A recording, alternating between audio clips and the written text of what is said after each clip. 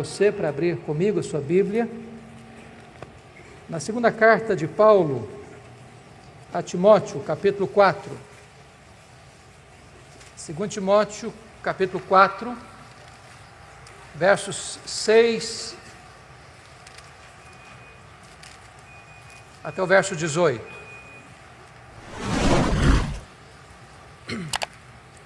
2 Timóteo 4, 6 a 18.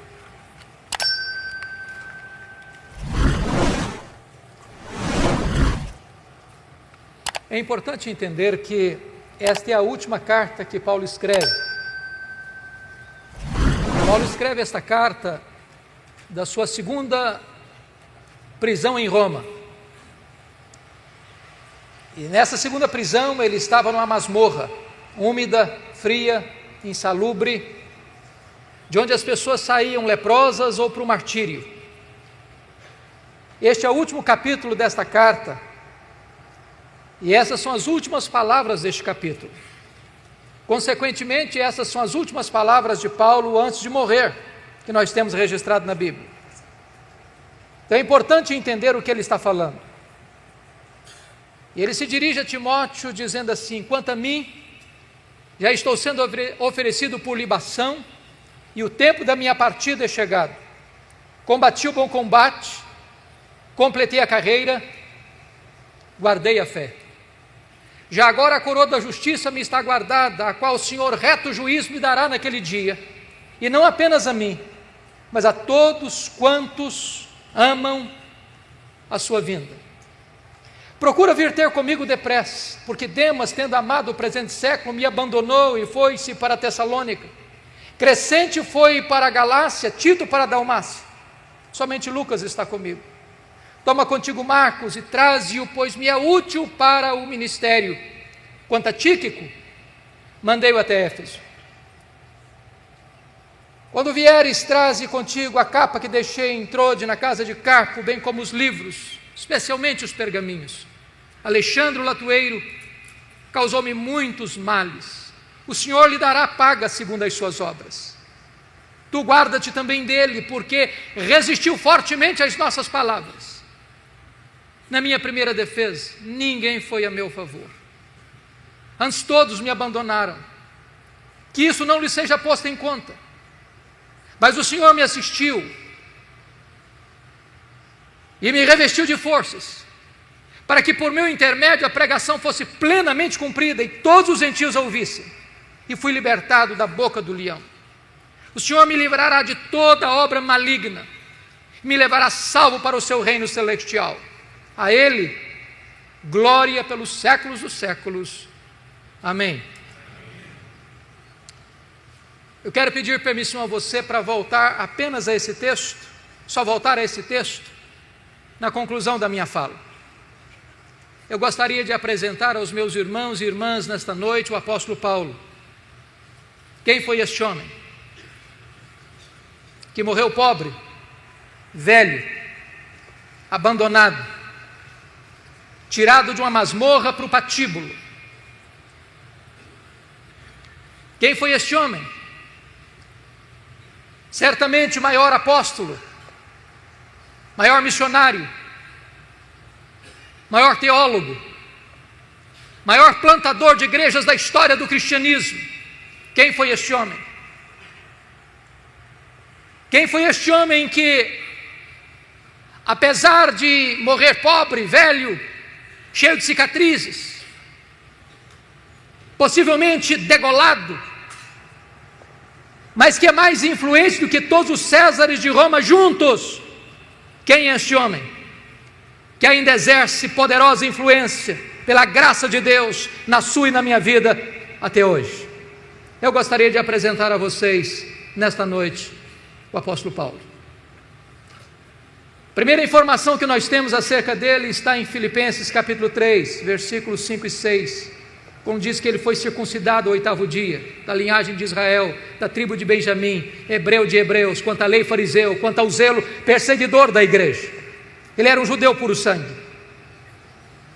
Sabemos à luz de Atos 22, versículo 3, que ele foi enviado pelos seus pais para Jerusalém, para estudar aos pés de Gamaliel, neto do grande rabino Hillel, para transformar-se num grande rabino, num grande mestre, num grande líder do judaísmo do primeiro século. Sabemos à luz de Gálatas 1,14 que dentre os da sua idade ele se destacou pelo seu zelo, pela tradição de seus pais. Curiosamente, este homem de fato se torna um grande homem, culto, poliglota, com a sua mente peregrina, com a sua personalidade prismática. Sua cultura era invulgar. Tanto é fato que quando ele chega em Atenas, a cidade de Péricles, de Sócrates, de Platão, de Aristóteles, dos grandes luminares do pensamento grego, ele discute com seus filósofos, estoicos e epicureus, e planta a bandeira do Evangelho no centro da cultura grega, proclamando Jesus Cristo e a sua ressurreição. Quando ele escreve a sua carta a Tito, ele cita Epimênides, um filósofo do 6º século a.C. Era um homem de mente peregrina, era um homem de uma cultura invulgar, era um homem que caminhava com grande desenvoltura pelos corredores do saber humano.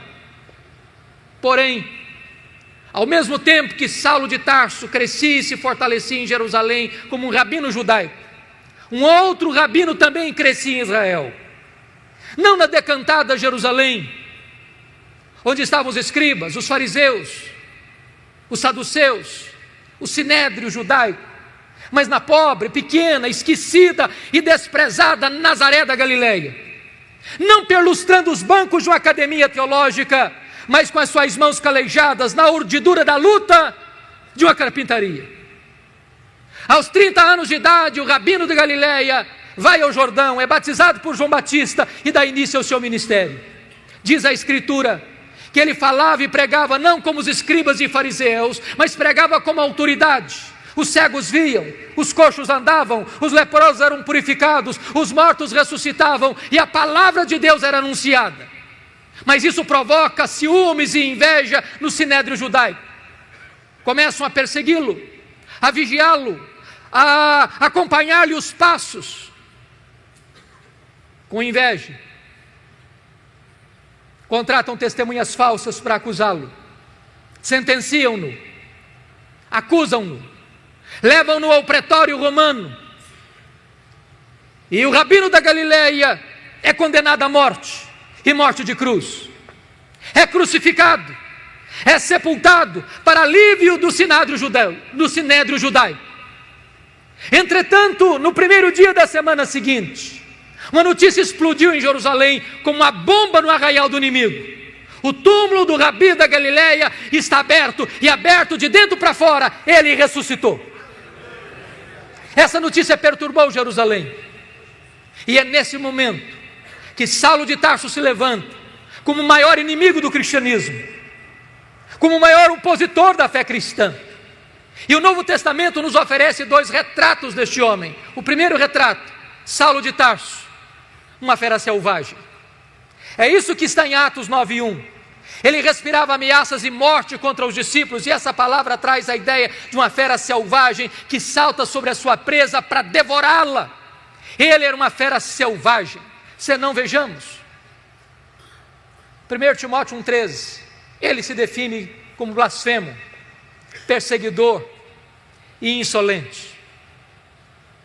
1 Coríntios 15:9, ele se define como o menor dos apóstolos, nem direito tinha ele de ser chamado apóstolo, segundo ele, porque perseguiu a igreja de Deus. Atos dos Apóstolos, capítulo 8, versículo 3, diz que ele assolava a igreja de Deus. Gálatas 1,13 diz que ele devastava a igreja de Deus. Mas Atos 9:21 diz que ele não apenas assolava e devastava a igreja de Deus, ele exterminava os discípulos de Jesus em Jerusalém. E exterminar não é prender, exterminar não é bater, exterminar é matar. Saulo era um assassino, Saulo era um homem perverso, era um homem sanguinário, era uma fera selvagem. Senão, vejamos, Atos 22, versículo 4 diz que ele perseguiu a religião do caminho até a morte. Ele não perseguia apenas os crentes, ele perseguia a religião dos crentes, ele perseguia o caminho. Mas lemos em Atos 26, versículo 9, que ele entendia que devia fazer muitas coisas contra o nome de Jesus. Ele não perseguia apenas os crentes, ele não perseguia apenas a religião dos crentes, ele perseguia o Deus dos crentes, ele perseguia Jesus. Mas Atos 26, versículo 10, diz que ele encerrou não alguns, não poucos, mas muitos dos santos em prisões. E contra esses muitos santos, dava o seu voto quando os matavam. Ele não mandou matar apenas Estevão, ele mandou matar muita gente em Jerusalém. Ele era uma fera selvagem, ele era um homem sanguinário. Atos 26, versículo 11, diz que por muitas sinagogas, ele afligiu os crentes, forçando os crentes a blasfemar contra Deus. E até por cidades estranhas, demasiadamente enfurecido, ele perseguia os cristãos. Em outras palavras, ele não perseguia os crentes apenas fisicamente, mas também psicologicamente. Ele chegava numa sinagoga e dizia: ou você nega Jesus ou eu te prendo, ou você nega Jesus ou eu te bato, ou você nega Jesus ou eu te mato. Ele era uma fera selvagem. Mas o Novo Testamento nos oferece um segundo retrato deste homem.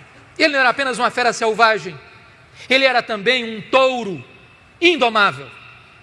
Esta figura está em Atos 26, versículo 14, quando o próprio Senhor Jesus aparece para ele no caminho de Damasco, dizendo: Saulo, Saulo, por que me persegues? Dura coisa te é recalcitrares contra os aguilhões. Às vezes pensamos que o Espírito Santo só começou a trabalhar em Saulo de Tarso, lá no caminho de Damasco. Isso não é um fato.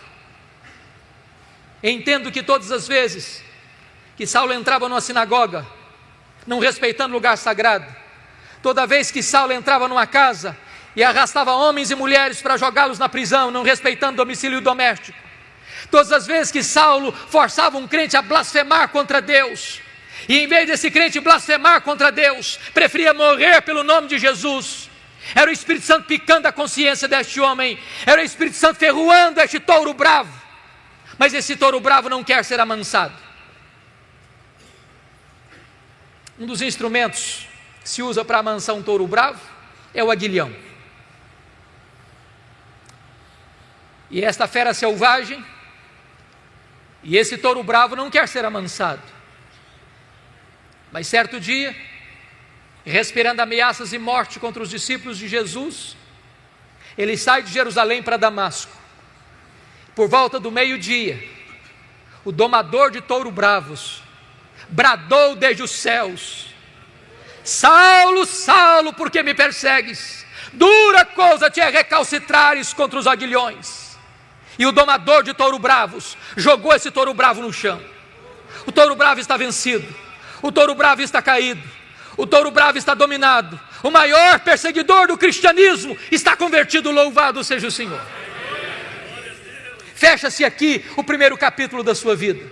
Abre-se um novo capítulo, a preparação de Saulo de Tarso para o ministério. Diz a Bíblia que ele foi levado cego daquele caminho à casa de Judas, na rua direita em Damasco, onde fica 3 dias orando e jejuando. Quando o Senhor aparece a um discípulo chamado Ananias, lá em Atos 9,13, e diz: Ananias, vai à casa de Judas, na rua direita, e impõe as mãos sobre Saulo para que ele seja curado. Ananias pergunta: mas Senhor, eu tenho ouvido falar de tanta gente, quantos males tem feito este homem ao teu povo em Jerusalém. Mas o Senhor disse: vai, porque ele é para mim um vaso escolhido, e eu enviarei para longe aos gentios, e eu lhe mostrarei o quanto importa sofrer pelo meu nome. Ananias vai, impõe as mãos sobre ele e ele é curado. Saulo recebe o Espírito Santo e é batizado. E agora eu queria que você abrisse comigo sua Bíblia em Atos 9:20, por favor.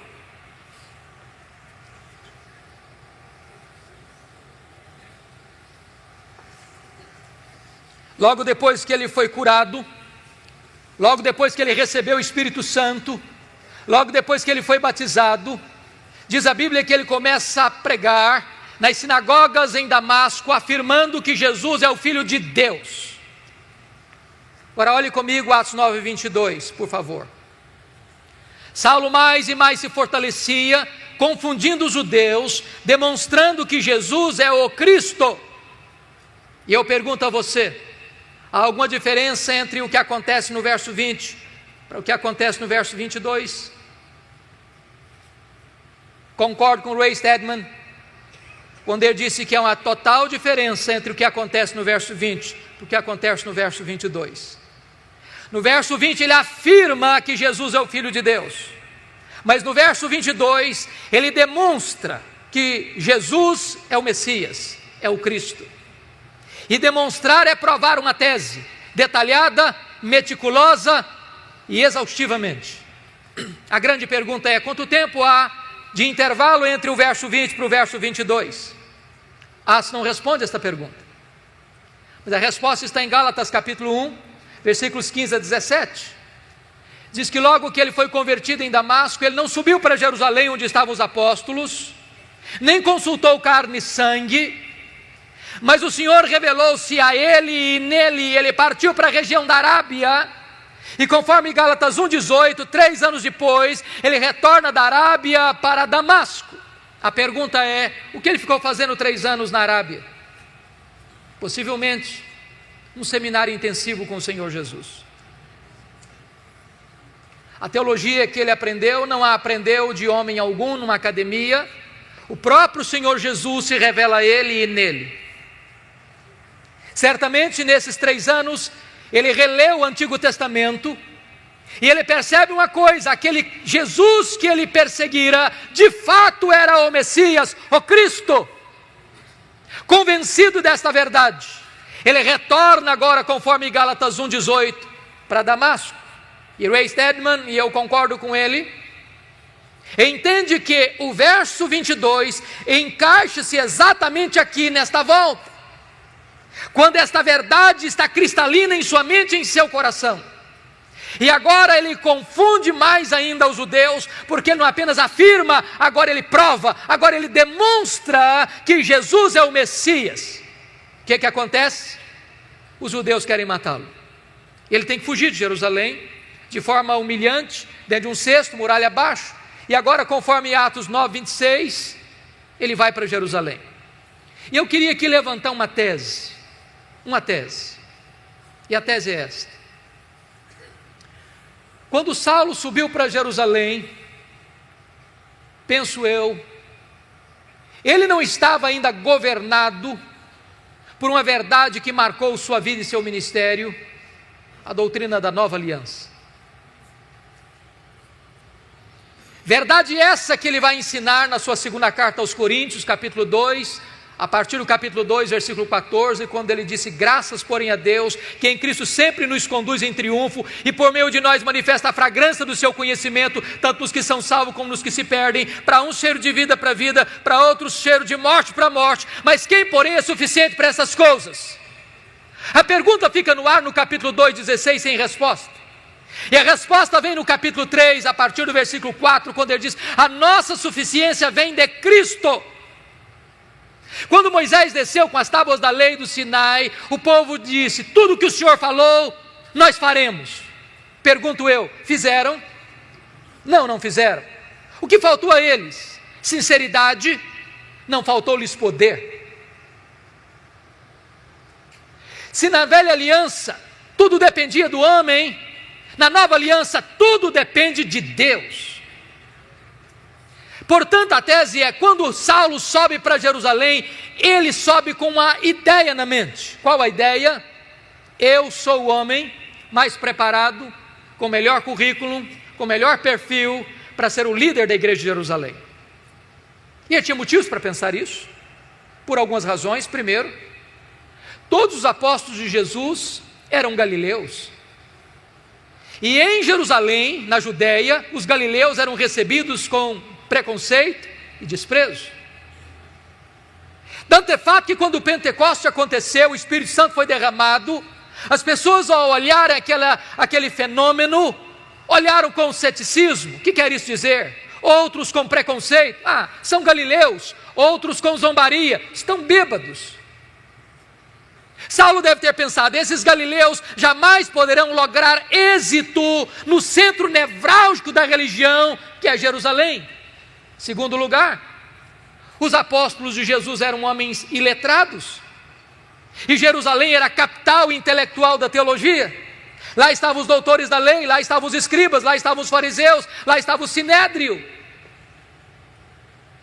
Saulo deve ter imaginado: eu tenho o melhor perfil, eu tenho o melhor currículo, eu tenho o melhor preparo, eu conheço Jerusalém, eu conheço os corredores eclesiásticos dessa cidade, eu conheço os intestinos dessa cidade, eu persegui a igreja aqui, eu fui criado aqui, eu tenho o melhor perfil para ser o grande líder da igreja.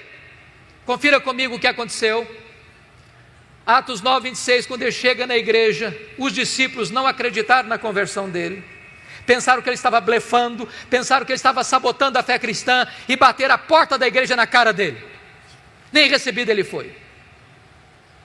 Mas Atos 9, 27 diz que Barnabé o acolheu, o apresentou aos apóstolos, eles o receberam, e ele começou a falar e a discutir com os helenistas, entrando e saindo, e de repente os helenistas resolvem matá-lo. E quando os discípulos escutam isso, chegam para Saulo e dizem: Saulo, você não pode ser nosso pastor, você tem que ir embora da nossa igreja.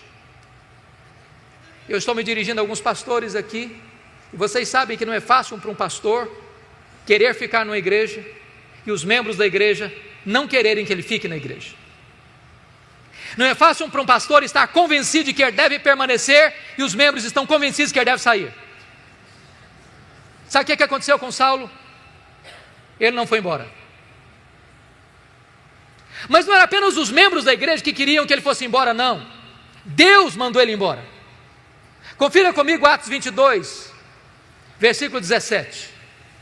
O próprio Deus apareceu para ele numa visão, enquanto ele orava, e disse: vai embora de Jerusalém, porque eles não vão te ouvir. Irmão, ser mandado embora da igreja pelo conselho da igreja é uma coisa, ser mandado embora da igreja pela assembleia da igreja é uma coisa, mas ser mandado embora da igreja pelo próprio Deus, parece que não resta outra opção. Sabe o que Saulo fez? Ele não foi embora. Não foi. Veja comigo o versículo 18 de Atos 22, porque começa a discutir com Deus, ele começa a razoar com Deus, ele começa a ponderar com Deus, diz: mas Senhor, eu persegui a igreja aqui, quando matou Estevão, tua testemunha estava presente, consentia nisso, até guardei as vestes daqueles que o apedrejaram. Sabe o que está dizendo para Deus? Deus, o Senhor vai cometer um grande erro estratégico me tirando, eu sou o cara, eu tenho o melhor currículo, eu tenho o melhor perfil, o Senhor não pode fazer isso. Sabe o que aconteceu? Deus não mudou de ideia, foi Saulo quem teve que mudar e mudar-se. Deus diz: vai. Sabe o que aconteceu com ele? Ele não foi. Volta comigo, por favor, para Atos 9:30. Diz que os discípulos se reuniram e levaram-no até Cesareia. Preste atenção que ele não foi, ele foi levado, ele não saiu, saíram com ele. Ele saiu de Jerusalém como Ló saiu de Sodoma a reboque. E de Cesareia mandaram-no para onde mesmo? Para Tarso. Onde era Tarso? A cidade que ele nasceu. Sabe o que Deus está dizendo para esse cara que pensa que é insubstituível? Deus está dizendo: meu filho, arruma as malas e volta para casa, porque tudo depende de Deus e nada de você. Mas o pior não havia acontecido. Ele ficou em Tarso cerca de 10 anos no anonimato. Para alguém que queria tanta liderança, ele fica 10 anos no esquecimento, longe dos holofotes. Mas se isso não bastasse, o pior vem aqui em Atos 9:31. Diz que no dia que ele arrumou as malas e foi embora da igreja de Jerusalém, a igreja passou a ter paz e passou a crescer. Você quer coisa pior para um pastor do que isso? Sabe o que Deus está dizendo para esse homem? Tudo depende de mim, nada depende de você. Era preciso que ele aprendesse essa lição primeiro. Diz a Bíblia que muito tempo depois acontece um avivamento em Antioquia da Síria, a terceira maior cidade do mundo, E a igreja de Jerusalém manda para lá o seu melhor pastor, Barnabé. E Barnabé, ao chegar ali, vê a graça de Deus prosperando, se alegra com isso, lembrou-se de Saulo, foi atrás dele, o buscou. E durante um ano eles ensinaram a palavra de Deus em Antioquia. Estando a igreja orando e jejuando, o Espírito Santo apareceu e disse: separai-me agora a Barnabé e a Saulo para a obra que os tenho chamado. Preste atenção a quem Deus chamou.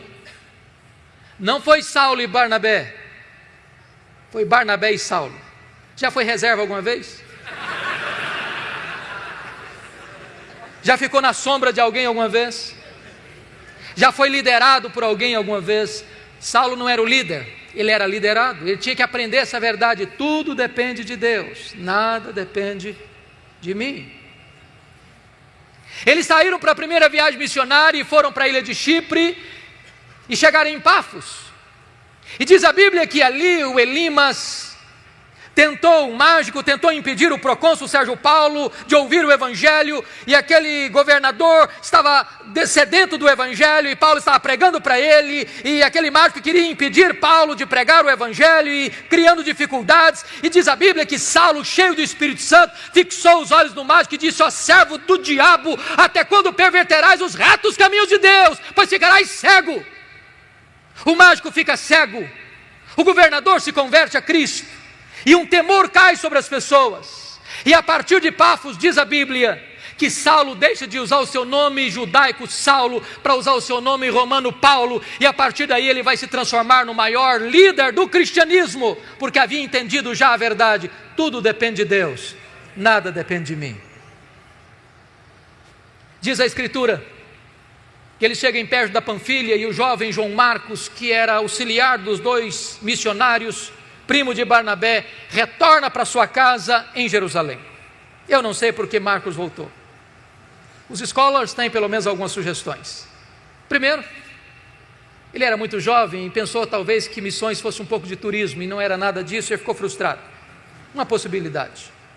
Segunda possibilidade é que ele era judeu e talvez a pregação de salvação pela fé chocasse ainda o coração dele, e então ele, não concordando com isso, voltou. Terceira possibilidade, que quando ele saiu de Antioquia, que era o líder da caravana, era o seu primo Barnabé, mas no meio da viagem a liderança muda de rumo, e ele diz: sob a liderança do meu primo teria coragem de ir, mas sob a liderança de Paulo eu estou inseguro, voltou para casa. Uma outra possibilidade. Uma última possibilidade, talvez a mais plausível, é que diz a Bíblia, em Gálatas 4,14, que Paulo pregou o evangelho pela primeira vez na região da Galácia, por causa de uma enfermidade física. Pergunta: que enfermidade física era essa? Você vai perder mais uma briga contra Satanás? Não cansa de ser tapete dele? Quais foram as suas baixas? Perdeu a família? O namoro? O emprego? A casa? Não consegue trabalho e tudo que faz não prospera? Vai deixar mesmo esse demônio acabar com você? Seu coração dispara, mas você não faz nada. Se sente mal, a raiva te toma, mas não sabe como revidar. Sequer sabe se defender? O estresse toma conta de você, e em vez de bater de frente, você corre? É sério que o inimigo vai acabar com tudo que você tem, te humilhar, te desestabilizar e não vai fazer absolutamente nada. Entre nesse treinamento, as armas da batalha, e deixe de ser omisso. Link na bio ou na descrição.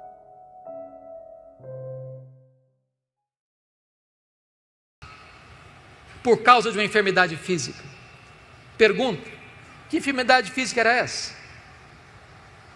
Enfermidade física é essa que Paulo chama de espinho na carne em 2 Coríntios capítulo 12, versículo 7. Que enfermidade era essa? Muitos estudiosos entendem que aquela região de Perge da Panfilha, uma região alagadiça, sujeita a muitas enfermidades endêmicas, como malária, que Paulo teria contraído uma doença assim. Isso provocava uma dor de cabeça alucinante, afetando inclusive a sua visão. Tanto é fato que Paulo precisava às vezes de usar um amanuense para escrever, um secretário para escrever, às vezes pegava a pena para fazer a conclusão: veja com que grandes letras eu vos escrevo. Quando ele estava diante do Sinédrio em Jerusalém, o chefe daquela sessão manda bater em Paulo, e Paulo o chama de parede branqueada, talvez porque via tudo lusco-fusco, não sei. O certo é que talvez João Marcos tenha voltado para casa porque pensou: eu não quero ficar doente, muito moço, eu vou voltar para a casa da minha mãe.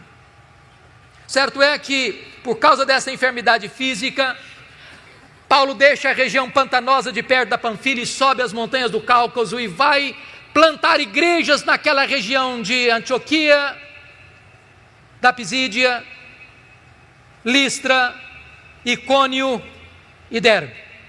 Com lutas, com lágrimas, com sangue, mas deixa igrejas estabelecidas e liderança firmada.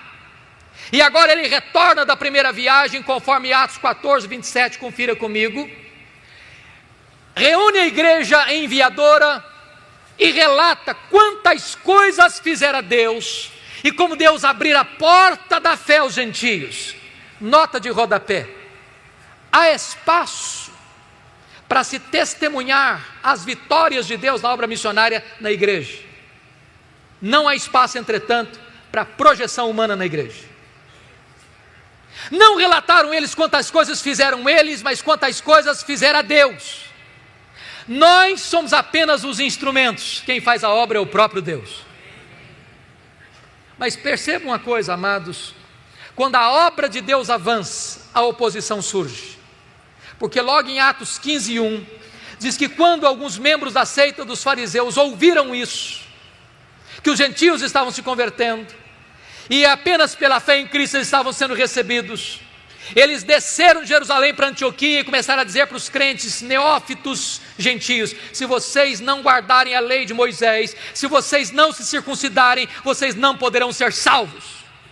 Ora, isso é perversão da verdade, isso é perversão do evangelho, isso é agregar alguma coisa a mais ao sacrifício de Cristo, isso é dizer que sua fé em Cristo não é suficiente para a salvação. A teologia não está boa. E quando a teologia não está boa, quanto mais se prega, pior fica.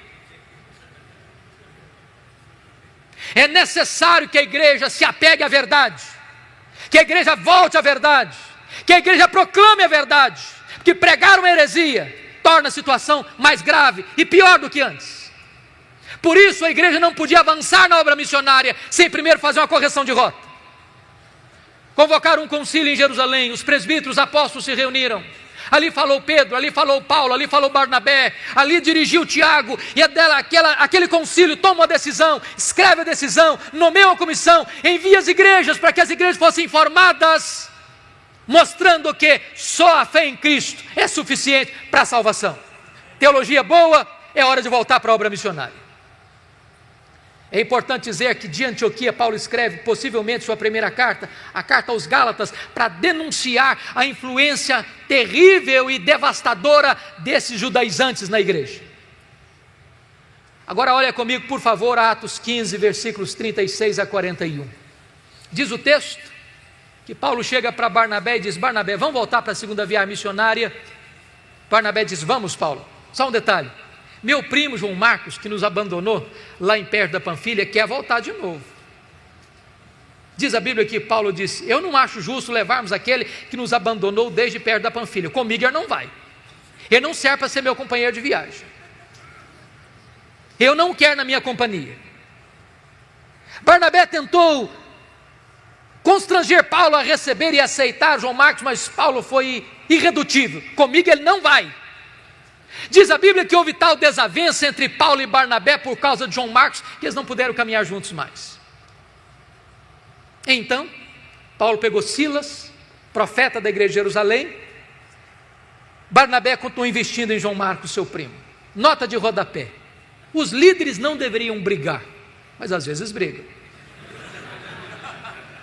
Os líderes não deveriam ter desavenças, mas às vezes têm. Mas até quando os líderes brigam e têm desavença, o plano de Deus não pode ser frustrado. Porque agora, em vez de uma caravana, nós temos duas. E a obra de Deus se espalha. O livro de Atos passa pelo relato de Paulo e Silas, e eles querem ir para a Ásia, e eles são impedidos pelo Espírito de Deus. E Paulo escuta uma voz de um varão macedônio: passa, Macedônia, e ajuda-nos. E ele entra na Macedônia, ele entra no Ocidente. Louvado seja Deus, porque a obra missionária inclina-se para nós. Preste atenção nisso. Deus dá a direção, mas Paulo escolhe os melhores métodos. Se você perceber, Paulo só se fixa em cidades estratégicas. Filipos era a colônia romana. Tessalônica era a capital da Macedônia. Bereia, importante cidade da região. Atenas, capital intelectual do mundo. Corinto, capital da Caia. O que ele está nos ensinando? Estratégias missionárias. Vamos plantar uma igreja? Vamos. Em que cidade? Vamos comprar um terreno para construir um templo? Vamos. Em que bairro? Em que rua? Que terreno vamos comprar? Porque às vezes nós compramos o pior terreno, da rua mais escondida, do bairro mais distante, da cidade de mais difícil acesso, e ficamos 40 anos com uma congregação. Há poucos dias um seminarista me disse que ele trabalha numa congregação presbiteriana que tem 120 anos como congregação, nunca foi organizada igreja. Se nós plantássemos igrejas estratégicas podem influenciar a sua micro-região, e é isso que Paulo está nos ensinando. Mas quando você faz a obra de Deus, pela direção de Deus e pela melhor metodologia, não significa que você vai ter vida fácil. Paulo foi preso e açoitado em Filipos, Paulo foi escorraçado em Tessalônica, Paulo foi enxotado de Bereia, Paulo foi chamado de tagarela em Atenas e foi chamado de impostor em Corinto. De Corinto ele escreve as suas 2 cartas aos Tessalonicenses. Ele fica ali 18 meses e estabelece a obra de Deus naquela região. Dali ele sai para Éfeso na sua 3ª viagem missionária. Éfeso era a capital da Ásia Menor, uma cidade cosmopolita de mais de 300 mil habitantes na época, onde ficava o templo de Diana, 8 vezes maior do que o Partenon. Cidade eivada de idolatria, porque os nichos do templo de Diana eram o fator que aquecia o comércio da cidade. Era uma cidade marcada pela feitiçaria, pelo ocultismo.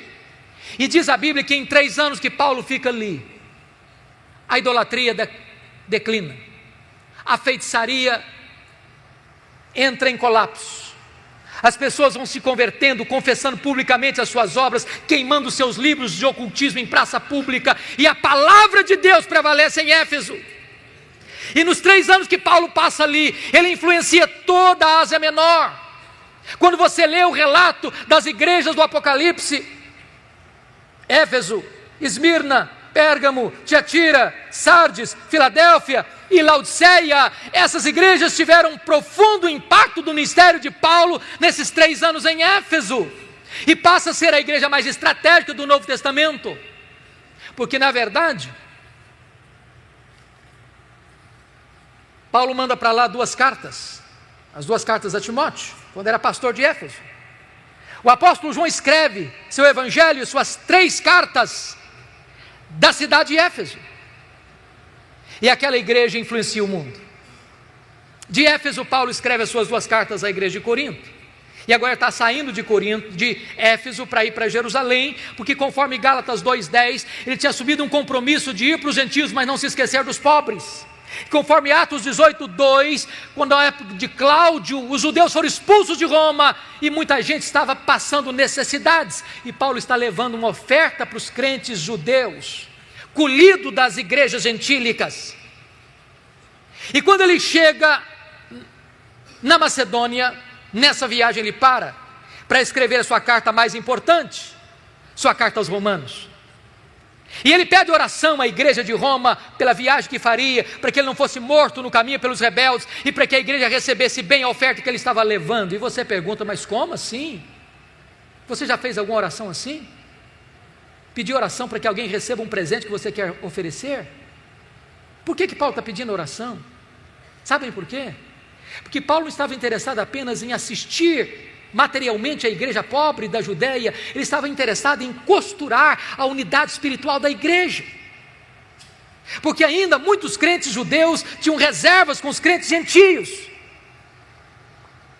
E diz a Bíblia que ele se despede dos presbíteros de Éfeso em Mileto e diz para eles: olha, o Espírito Santo me assegura que o que eu vou enfrentar pela frente são cadeias e tribulações, mas em nada eu considero a vida preciosa para mim mesmo, conquanto que eu complete a minha carreira e o ministério que eu recebi do Senhor Jesus para testemunhar o Evangelho da graça de Deus. Ele embarca naquele navio, depois de viagens regionais, chega em Cesareia. Ágabo, o profeta de Jerusalém, prende-o com um cinto e diz: você vai ser preso em Jerusalém. Os discípulos tentam demovê-lo, ele diz: o que vocês estão fazendo comigo? Eu estou pronto não só a ser preso, eu estou pronto a morrer por Jesus em Jerusalém. Ele vai e é preso. É acusado. Tramam contra ele. 40 judeus entram em conspiração para matá-lo. A notícia vaza, chega ao sobrinho de Paulo, chega ao comandante, e Paulo é trasladado naquela noite para Cesareia Marítima, quartel-general de Roma na Palestina.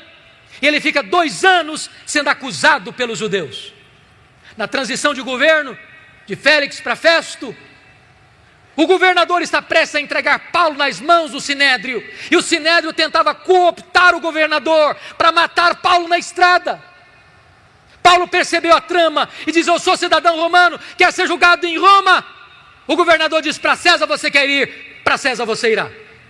Era a vontade de Deus que ele fosse para Roma, era a vontade de Paulo ir para Roma. No dia que ele embarca para Roma, ele enfrenta um naufrágio. Você pode entender isso? Tinha 276 pessoas dentro daquele navio. 14 dias sem saber se era dia ou noite. O desespero, o pânico, o medo. Um anjo de Deus aparece para Paulo e diz: coragem, Paulo, eu entreguei toda essa gente na sua mão. Ninguém vai morrer, mas é necessário que vocês vão dar numa ilha. Quando o dia amanheceu, eles avistaram a ilha de Malta. O navio se despedaça todo, a carga se perde toda, mas eles chegam salvos na ilha de Malta, e os bárbaros malteses os acolhem com urbanidade, fazendo uma grande fogueira para aquecê-los, e a única pessoa que quer manter a fogueira acesa é Paulo, e ele vai pegar um punhado de gravetos para jogar no fogo, e quando ele joga o punhado de gravetos no fogo, uma víbora sai do fogo e prende a mão do Paulo. Aquela cobra tinha 276 outras opções para morder.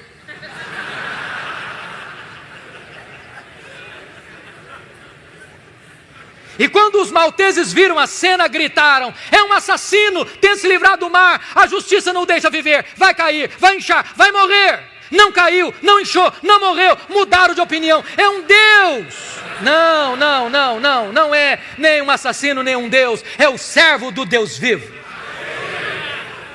Na verdade, não foi a tempestade que levou Saulo para a ilha de Malta, foi a mão da providência divina. Quando você pensa que a sua vida está à deriva, quando você pensa que a sua vida está de ponta cabeça, na verdade, Deus está no controle, e Ele está trabalhando a seu favor, para que todas as coisas cooperem para o seu bem, você que ama Deus. O pai do prefeito estava doente, Paulo orou por ele foi curado. Os demais enfermos vieram e Paulo orou por eles foram curados. E depois dos 3 meses de rigoroso inverno, enviaram Paulo para Roma. E ele chega em Roma, não talvez como sonhara chegar, chega preso, algemado. Mas ele escreve na sua carta aos Filipenses 1:12 o seguinte: meus irmãos, eu quero que vocês saibam que as coisas que me aconteceram têm antes contribuído para o progresso do Evangelho. Se você pergunta: que coisas, Paulo, aconteceram para você? Talvez ele poderia fazer um resumo para nós. Eu fui perseguido em Damasco, eu fui rejeitado em Jerusalém, eu fui esquecido em Tarso, eu fui apedrejado em Listra, eu fui preso e açoitado em Filipos, eu fui escorraçado em Tessalônica, eu fui enxotado de Bereia, eu fui chamado de tagarela em Atenas, eu fui chamado de impostor em Corinto, eu enfrentei feras em Éfeso, eu fui preso em Jerusalém, eu fui acusado em Cesareia, eu cheguei em Roma preso e algemado, mas eu quero que vocês saibam que as coisas que me aconteceram têm antes contribuído para o progresso do Evangelho. Este homem não crê em acaso. Este homem não crê em sorte, este homem não crê em azar, este homem não crê em determinismo, este homem não tem medo de sexta-feira 13, este homem não tem medo de olho gordo, este homem sabe que a mão de Deus dirige o seu destino.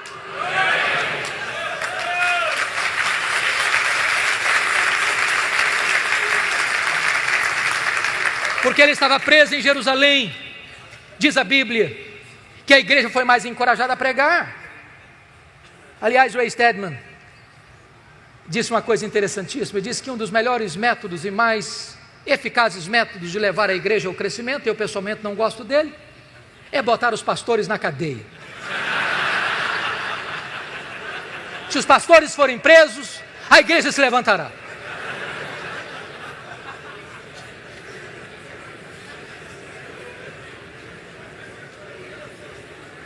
Diz Paulo, porque ele estava preso, toda a guarda pretoriana ouviu o evangelho. E o que era a guarda pretoriana? Era a guarda particular do imperador. Era a guarda de elite do império. Gente que trafegava pelos corredores do palácio, gente que tinha influência política no império. E durante 3 turnos por dia, um soldado era algemado a pau durante 2 anos. E o que Paulo fazia? Evangelho neles, evangelho neles, evangelho neles, evangelho neles, evangelho neles. Depois de 2 anos, toda a guarda pretoriana estava evangelizada e os demais membros do palácio. Por isso ele escreve Filipenses 4:22, de Roma, a igreja de Filipos: os santos vos saúdam, especialmente os da casa de César. Nero não sabia de uma coisa, mas Deus o havia constituído em presidente das missões estrangeiras do império, porque havia colocado lá dentro do palácio o maior missionário da igreja e colocado diante dele o seu público. Quando as pessoas pensam que estão destruindo a igreja, só podem promover a igreja, porque a igreja de Deus é indestrutível. Porque Paulo estava preso, ele não podia visitar as igrejas. O que ele fez? Ele começou a escrever cartas. Carta aos Efésios, Filipenses, Colossenses, Filemon, as cartas da primeira prisão. Já parou para pensar nisso?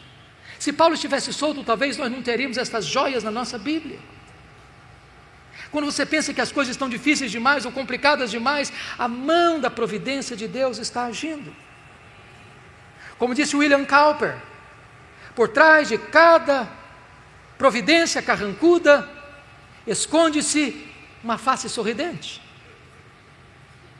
Desta primeira prisão, Paulo orou para sair, pediu para sair e saiu de fato. Mas não saiu para se aposentar, não saiu para vestir um pijama, não saiu para deitar numa cadeira de balanço. Não há aposentadoria no reino de Deus. Ele saiu para trabalhar, talvez para fazer a 4ª viagem missionária, talvez tenha ido à Espanha, eu não sei. Mas ele passou e deixou Tito em Creta, ele passou e deixou Timóteo em Éfeso, ele percorreu até Nicópolis. Ele está fazendo a obra de Deus, e nesse interregno ele escreve mais 2 cartas, 1 Timóteo e Tito. Só que a política do mundo está mudando. Desde que Nero subiu ao poder em 54, com 17 anos de idade, aqui a situação parecia sombria para os cristãos. 10 anos depois, 9 de julho de 64, segundo alguns historiadores, o próprio imperador Nero pôs fogo na capital do império e subiu para o alto da torre de Mecenas, vestido de ator, assistindo o espetáculo das chamas. 7 noites, 6 dias de incêndio. Quando acabou o incêndio, dos 14 bairros de Roma, 10 deles tinham sido devastados. Os 4 bairros restantes eram densamente povoados por judeus e cristãos. Isso dá a Nero um bom álibi para botar a culpa do incêndio de Roma nos crentes. E começa uma brutal e sangrenta perseguição contra a igreja. Os crentes são queimados vivos.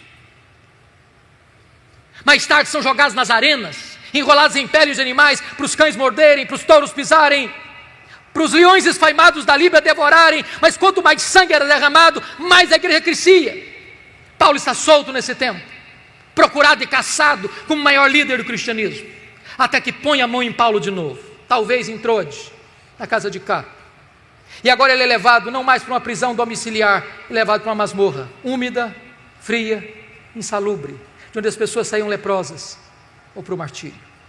É desta prisão que ele escreve a sua última carta, 2 Timóteo. E agora eu peço que você abra no texto lido, para que nós encerremos. A grande pergunta é: como é que esse homem se sente?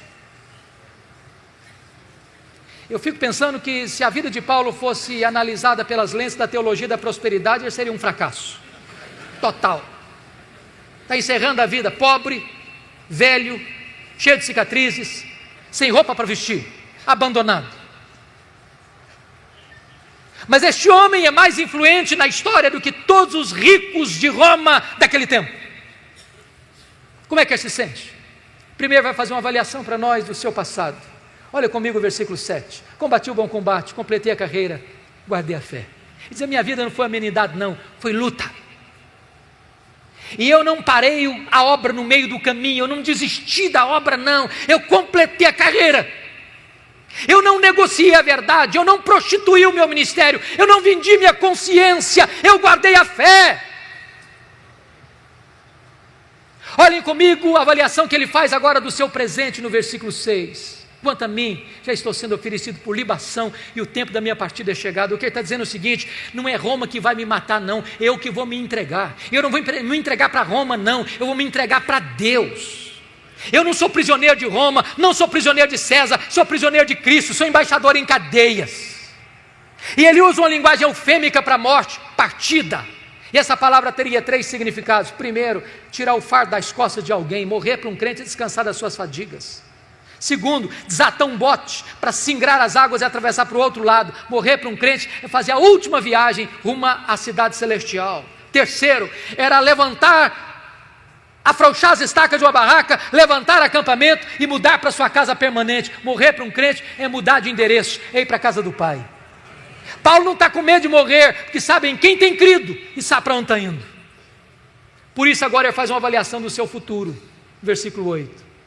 Já agora a coroa da justiça me está guardada, a qual o Senhor, reto juízo, me dará naquele dia. Não apenas a mim, mas a todos quantos amam a sua vinda. O que ele está dizendo é o seguinte: não importa se Nero vai me considerar réu, culpado de morte. O que importa é que o reto juiz, Jesus Cristo, diante de quem eu e todos vamos comparecer, já me justificou e já guardou para mim a coroa da justiça. Eu não estou indo para a espada de Roma, eu estou indo para a glória. Eu estou indo para receber a minha recompensa eterna. Mas, irmãos queridos, este homem não é um super-homem, não é um super-apóstolo, ele é um homem. E ele não tem nenhuma dificuldade em repartir conosco seus sentimentos e as suas emoções antes de morrer. Ele vai falar para nós os dramas que ele está vivendo. E o primeiro drama que este homem enfrenta é o drama da solidão. Olha comigo o versículo 9. Procura vir ter comigo depressa. Olha o versículo 21. Venha, meu filho, mas venha antes do inverno. Olha o versículo 11. Quando você vier, filho, traz Marcos com você. Ele me é útil para o ministério. E eu amo esse versículo, porque eu o comparo com Atos 15, 36 a 41. E um dia Paulo disse: comigo ele não vai, ele não serve para andar comigo. E no final da vida Paulo diz: traz esse menino, eu quero ele pertinho de mim, eu quero encostar minha cabeça no peito dele antes de morrer. Nunca é tarde para nós restaurarmos relacionamentos feridos. Não é fácil chegar no final da vida e sentir solidão, não é fácil. Segunda coisa que Paulo está dizendo para nós é que ele enfrentou o drama do abandono. Olha comigo o versículo 10. Porque Demas, tendo amado o presente século, me abandonou. Meus irmãos, não é fácil ser abandonado no final da vida. Não é fácil ser abandonado na hora que você mais precisa de ajuda. Não é fácil ser abandonado por aquelas pessoas em quem você investiu tanto e agora, na hora que você mais precisa de um companheirismo, de um apoio, essas pessoas te deixam no meio do caminho. Não é fácil lidar com isso, e Paulo está lidando. Terceiro lugar, olha comigo por favor, Paulo está enfrentando o drama da traição. Olha o versículo 14. Alexandre o latoeiro causou-me muitos males. Dizem os historiadores que foi este homem que delatou Paulo, culminando na sua segunda prisão e no seu consequente martírio. É gente que apunhala pelas costas, é gente que puxa o tapete, é gente que celebra quando você chora, é gente que ri quando você está angustiado, é gente que pensa que a vitória dele é o seu fracasso. Paulo está lidando com traição. Não é fácil ser traído, não é fácil. Mas olha comigo o versículo 15, porque Alexandre não resistiu apenas ao pregador, resistiu também à pregação. Tu, Timóteo, guarda-te dele, porque resistiu fortemente às nossas palavras. Quarto lugar, Paulo está enfrentando o drama das privações. Olha o versículo 13 comigo. Ele enfrenta 3 privações. Ele precisa de gente. Deixa eu dizer uma coisa para você: gente precisa de Deus, mas gente precisa de gente. Ele está precisando de gente, fazer companhia para ele. Segundo, Ele está pedindo, quando você vier, meu filho, traz os meus livros, especialmente os pergaminhos. Sabe o que me impressiona em Paulo? Que ele sabe que vai morrer e quer estudar. Tem gente que passa a vida inteira e não estuda nada. E quer alimentar sua mente com a verdade de Deus. Em terceiro lugar, ele está enfrentando privações físicas. O inverno está chegando, o versículo 1 está dizendo aí. O inverno em Roma chega a temperaturas abaixo de 0. E dentro de uma masmorra é mais frio lá dentro que lá fora. E uma pessoa velha sente mais frio do que uma pessoa nova. Você já parou para pensar nisso? O maior pastor, o maior missionário, o maior teólogo, o maior plantador de igrejas da história do cristianismo, não tem sequer uma capa velha para usar na velhice. Quantas vezes você e eu reclamamos da vida, tendo casa para morar, tendo carro para andar, tendo comida sobre a mesa, tendo roupa quente para vestir.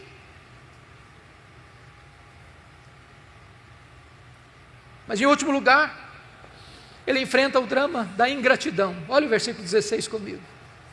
Na minha primeira defesa, ninguém foi a meu favor, mas todos me abandonaram. Não é fácil isso. Ele plantou igrejas na província da Galácia, da Macedônia, da Caia, da Ásia Menor, de Jerusalém ao Ilírico, levou centenas, milhares de pessoas a Cristo. Na hora que ele precisa de alguém para estar lá naquela audiência, para falar a favor dele, não aparece ninguém. Não é fácil lidar com a ingratidão. Mas bendito seja Deus pelo verso 17, quando Paulo diz, mas o Senhor me assistiu e me revestiu de forças, para que por meu intermédio a pregação fosse plenamente cumprida e todos os gentios ouvissem. Eu fui libertado da boca do leão, o Senhor me guardará de toda obra maligna e me levará salvo para o seu reino celestial. Eu quero dizer para você, meu irmão, minha irmã, pode faltar a você o apoio dos homens, mas não lhe faltará o apoio de Deus. Pode faltar a você o apoio da terra, mas não lhe faltará o apoio do céu. Eu termino aqui dizendo o seguinte: quis Deus que a última cena da vida de Paulo não estivesse registrada na Bíblia, mas na minha mente esta cena está registrada, e eu gostaria de partilhar com vocês aquilo que eu vislumbro dessa cena. Houve um dia, um carcereiro rude e insensível recebeu em sua mesa um pedaço de couro, talvez de pergaminho, contendo o nome de um prisioneiro que deveria ser morto naquele dia.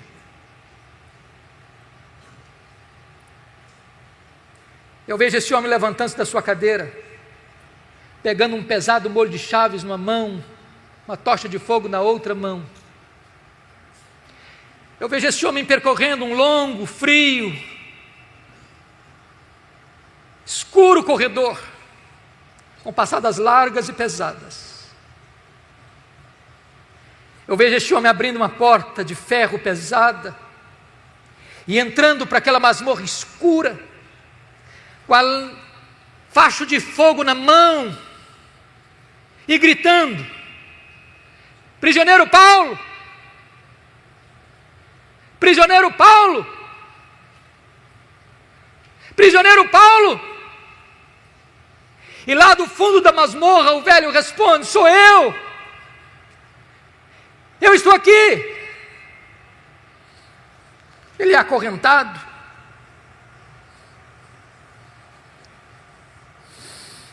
ele é retirado daquela masmorra, ele percorre aquele longo corredor, chega ao local do patíbulo, e o algoz lhe pergunta: você quer dizer algumas palavras antes de morrer? Talvez pensando que Paulo fosse expor a sua dor, a sua mágoa, a sua revolta. E o velho apóstolo responde: eu quero.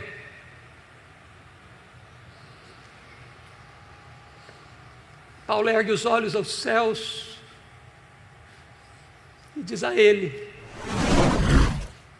ao Senhor Jesus: seja glória pelos séculos dos séculos. Amém. Botou a cabeça no céu. A espada de Roma tosou-lhe a cabeça. Corpo para um lado, cabeça para o outro. Tombou na terra como um mártir. Foi recebido no céu como um príncipe.